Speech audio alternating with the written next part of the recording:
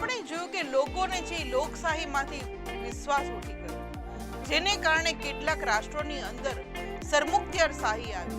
તો ચાલો આપણે જોઈએ કે સરમુખત્યારશાહી જે કયા કયા રાષ્ટ્રોની અંદર આવી. તો સૌપ્રથમ ઇટાલીમાં આવે છે અને એનું નામ હોય છે ફાસીવાદ, જર્મનીમાં નાઝીવાદ અને જાપાનમાં લશ્કરવાદ. અને ત્યારબાદ વૈશ્વિક મહામંદી. તો આ વૈશ્વિક મહામંદી ક્યારે આવે છે?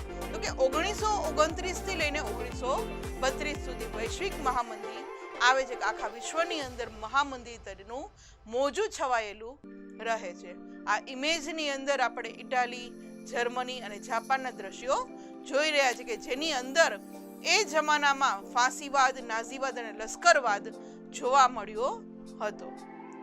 તો એમાં સૌથી પહેલી આપણે વાત કરીએ તો ઇટાલીમાં ફાસીવાદ. શું હતું આ ફાસીવાદનું? કોણે શરૂઆત કરી હતી? ચાલો એની માહિતી મેળવીએ. તો કે પ્રથમ વિશ્વયુદ્ધમાં ઇટાલીએ વિજેતા રાષ્ટ્રોના પક્ષે રહીને યુદ્ધ કર્યું હતું. આપણને ખ્યાલ છે જ્યારે આપણે પ્રથમ વિશ્વયુદ્ધ વિશે વાત કરતા હતા ત્યારે આ ઇટાલી જે દેશ છે એ શું કરે છે? તો કે વિજેતા રાષ્ટ્રો જે હતા, મિત્ર રાષ્ટ્રો છે, આપણને ખ્યાલ છે કે મિત્ર રાષ્ટ્રોની જીત થાય છે અને ધરી રાષ્ટ્રોની હાર થાય છે. તો આ વિજેતા રાષ્ટ્રોના પક્ષે ઇટાલી હતું. આ યુદ્ધની અંદર ઇટાલીને $12 અબજ જેવો જંગી ખર્ચ થયો હતો. વિદ્યાર્થી મિત્રો, આ આંકડો સાંભળતા આપણને એમ લાગે છે કે અધધ ખર્ચો થયો. તો આટલો બધો ખર્ચ તો ખાલી ઇટાલી એક દેશને થાય છે કે $12 અબજ જેટલો એને ખર્ચ થઈ જાય છે. ત્યારબાદ ઇટાલીના 6 લાખ સૈનિકો મૃત્યુ પામ્યા હતા. અને ઇટાલીના વિજેતા મિત્ર રાષ્ટ્રો જે હતા એણે શું કર્યું કે ઇટાલીના જે મનગમતા પ્રદેશો હતા એ લઈ લીધા.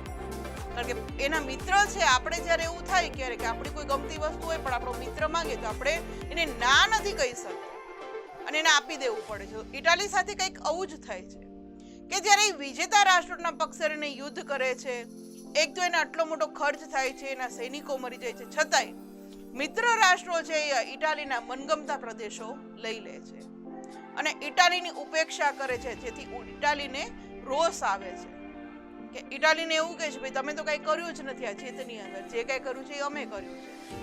આ રીતે ઇટાલીની ઉપેક્ષા થાય છે અને જેને કારણે ઇટાલી રોષે ભરાય છે.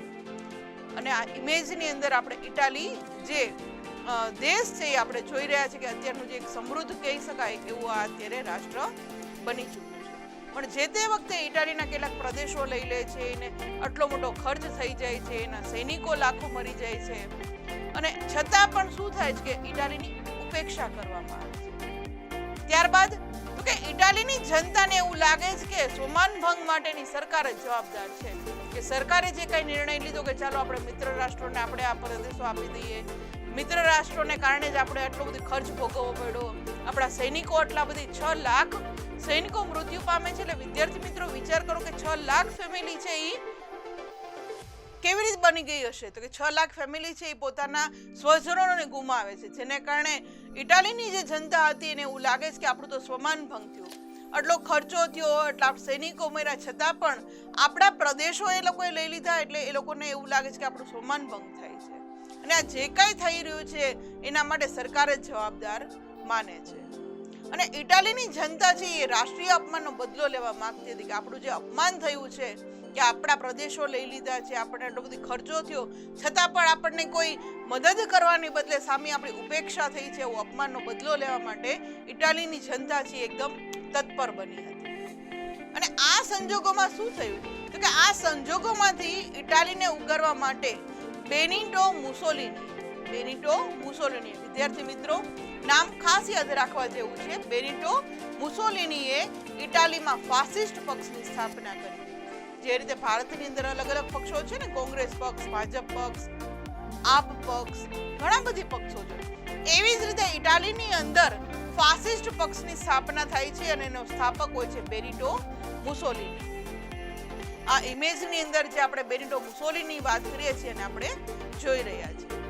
આગળ વાત કરીએ તો ફાસિસ્ટ જે પક્ષ હતો એ પક્ષનું પ્રતીક શું હતું? તો કે લાકડાની ભારી અને કુહાડી. વિદ્યાર્થી મિત્રો અવારનવાર આપણને પરીક્ષામાં પૂછાય છે કે ફાસિસ્ટ પક્ષનું પ્રતીક ખાલી જગ્યા હતું અથવા તો કયું હતું એવો નાનો એવો ક્વેશ્ચન પણ અહીંથી બનાવી શકે છે. તો ફાસિસ્ટ પક્ષનું પ્રતીક હતું લાકડાની ભારી અને કુહાડી, અને આ પ્રતીક છે રોમન સમ્રાટની સર્વોપરિતાનું પ્રતીક હતું.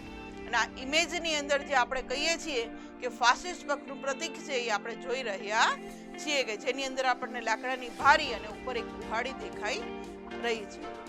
ત્યારબાદ કે ફાસીવાદ જે છે, ફાસીવાદ એ ઇટાલીના ફાસે જે શબ્દ ઉપરથી ઉતરી આવ્યો છે. ઇટાલી શબ્દ છે ફાસે છે, એના ઉપરથી ફાસીવાદ શબ્દ બન્યો હતો. ફાસેજીનો અર્થની વાત કરીએ વિદ્યાર્થી મિત્રો, તો ફાસેજીનો અર્થ શું થાય? તો કે બધી વસ્તુઓ ઉપર રાજ્યનો અધિકાર હોવો જોઈએ. એટલે આપણી જે કઈ રાજ્યની અંદર વસ્તુ છે એ બધી વસ્તુ ઉપર આપણો જ અધિકાર હોવો જોઈએ. એટલે મિત્ર રાષ્ટ્રોએ જેના પ્રદેશો પડાવી લીધા હતા એને કારણે ઇટાલીની પ્રજા છે એ રોષે ભરાણી હતી. એટલે આ ફાસેજીનો અર્થ જ એવો લોકો કરે છે કે બધી વસ્તુ છે એની ઉપર આપણો ઇટાલિયનનો અધિકાર હોવો જોઈએ, બીજા કોઈનો અધિકાર હોવો જોઈએ નહીં. મુસોલિનીએ મુદ્રાલેખ એક આપ્યો હતો. શું આપ્યો હતો? તો કે એક પક્ષ અને એક જ નેતા હોવો જોઈએ. કારણ કે લોકશાહીમાં આપણને ખબર છે કે ઘણા બધી નેતાઓને આપણે ચૂંટણી કરીએ છીએ, એમાંથી એક વડા બને છે અને આ વડાની નીચે ઘણા બધી નેતાઓ અલગ અલગ કામ કરતા હોય છે. ત્યારે મુસોલિની છે એ આ ફાસિસ્ટ પક્ષની જ્યારે સ્થાપના કરે છે ત્યારે એક એને લેખ આપે છે કે એક પક્ષ અને એક જ નેતા હોવો જોઈએ. તેના પક્ષના સ્વયંસેવકોને તાલીમ આપે છે આ મુસોલિની, અને એનો ગણવેશ કેવા કલરનો રાખે છે? કે કાળા રંગનો રાખે છે. આ ઇમેજની અંદર જે આપણે બેનિટો મુસોલિની છે એને આપણે જોઈ રહ્યા છીએ. હવે મુસોલિની છે એ સત્તા ઉપર તો આવે છે, ત્યારે શું થાય કે મુસોલિની સત્તા પર આવ્યા પછી ભૂમધ્ય સમુદ્રના રહોડસ અને ડોડિકાની ટાપુઓ તુર્કી પાસેથી પાછા લઈ લે છે. કારણ કે આપણને ખ્યાલ છે કે ઇટાલીનો અમુક પ્રદેશથી એ લોકો લઈ લે છે એના મિત્ર રાષ્ટ્રો. એટલે મુસોલિની જેવી સત્તા ઉપર આવે છે અને એ ભેગું શું કરે છે? એના જે ટાપુઓ હતા રહોડસ અને ડોડિકાનીસ, આ ટાપુઓ છે તુર્કી પાસેથી પાછા મેળવી લે છે. અને ઈસવીસન 1924માં અલ્બેનિયા, એબિસિનિયા અને ફ્યુઝ બંદર પણ જીતી લે છે. કારણ કે મુસોલિનીએ એવું કર્યું હતું કે જ્યાં જ્યાં ઇટાલિયન છે ત્યાં એ રાજ્ય, એ રાષ્ટ્ર તો આપણું જ હોવું જોઈએ. એટલે પોતાના જે પ્રદેશો જે તુર્કી પાસે હતા એ તો લઈ લે છે, એ ઉપરાંત બીજા જે બંદરો હતા એ પણ જીતી લે છે. એ બંદરો કયા હતા? તો કે અલ્બેનિયા, એસિબિનિયા અને ફ્યુઝ બંદર હતા. હવે આ સફળતા મળવે છે જ્યારે મુસોલિની, એટલે ત્યાંની જે પ્રજા છે એ તો એને ભગવાનની તરીકે માને છે. હવે આ સફળતા બાદ મુસોલિનીએ શું કર્યું? તો કે રાષ્ટ્રસંઘ છોડી અને રોમ, ટોક્યો, બર્લિન ધરીમાં જોડાયું. કારણ કે જ્યારે શરૂઆતમાં આપણને ખ્યાલ છે કે કયા સંઘમાં હતું? તો કે રાષ્ટ્રસંઘ મિત્ર ધરીમાં હતું, પણ પછી એ છોડી દે છે અને પોતે ધરી રાજ્યની અંદર આવી જાય છે કે જે ઓલરેડી આ જે ધરી રાજ્યો છે એ પ્રથમ વિશ્વયુદ્ધમાં હારી ગઈ હતી. એ મિત્રતાની વચ્ચે પોતે જઈને રહે છે કે હવે અમારે મિત્ર રાષ્ટ્ર પક્ષે નથી રહેવું, હું જઉં છું ધરી રાષ્ટ્ર પક્ષે. આ રીતે ધરીમાં જોડાઈ જાય છે. અને જેને કારણે ઇટાલી છે એમ કહી શકાય કે ધરી રાજ્યમાં ઓલરેડી ધરી રાજ્યો જે હતા, ધરી રાષ્ટ્રો જે હતા, એની હારને કારણે એ લોકોને તો પાછું યુદ્ધ કરવું જ હતું. કારણ કે વિજેતા રાષ્ટ્રોએ એની ઉપર ઘણા બધી પાબંદી મૂકી હતી, ઘણો બધી એની ઉપર દંડ નાખ્યો હતો, કેટલા બધી એના પ્રદેશો છીનવી લીધા હતા. એટલે એમ કહી શકાય કે ધરી રાષ્ટ્રો જેટલા પણ હતા એ લોકોને તો યુદ્ધ કરવું જ હતું.